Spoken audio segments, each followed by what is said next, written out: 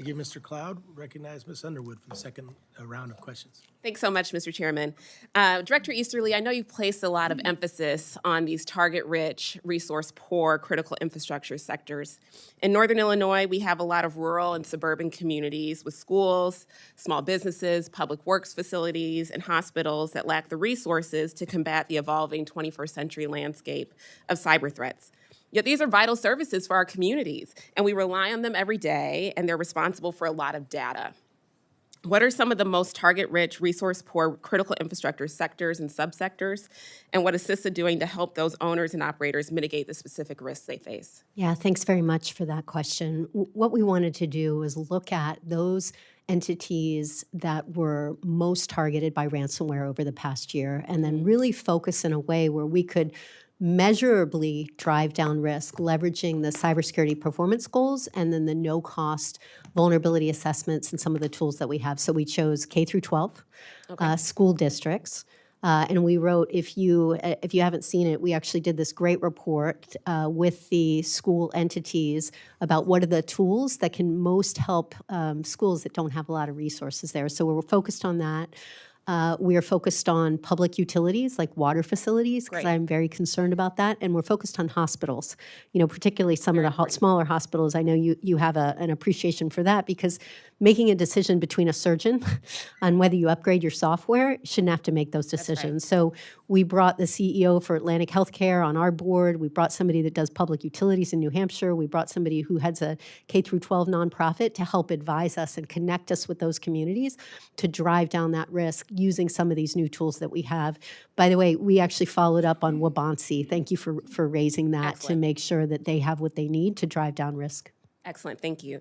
I see small local governments as another example of a target-rich, resource-poor entity. My Resilience Act would target CISA's resources through outreach and pilot programs to rural and suburban communities that don't have the resources to defend against every cyber and physical threat. Can you provide an update on CISA's current work to help local governments protect themselves from emerging threats? Yeah, absolutely.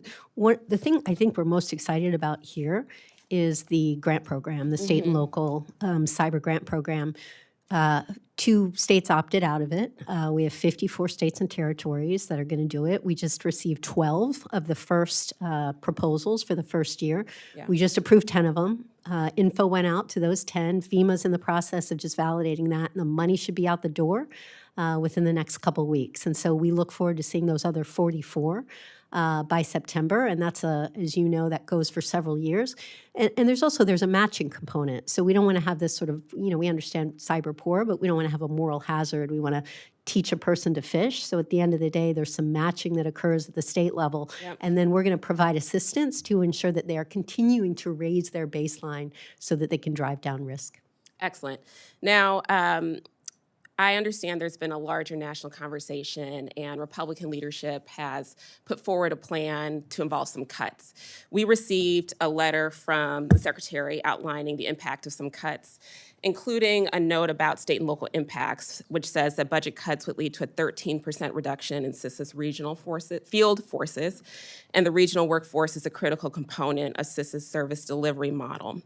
I'm about putting people over politics, and I think that CISA's value and impact for our local communities is unmatched and would certainly not support this type of devastating cut. Wondering if you might want to expand on the impact of such a reduction. Thank you. I completely agree.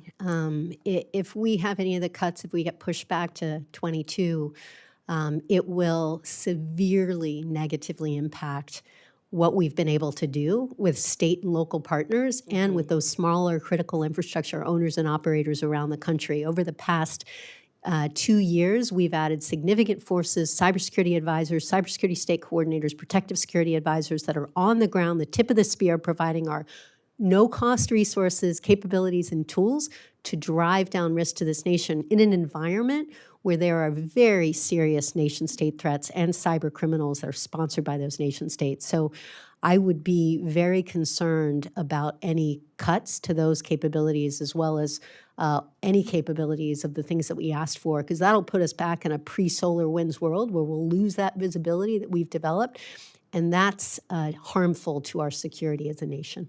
harmful to our security as a nation, limits our ability to meet the demand from our state and local partners who, as I understand it, are asking for support, and these PSAs and CSAs are oversubscribed as is.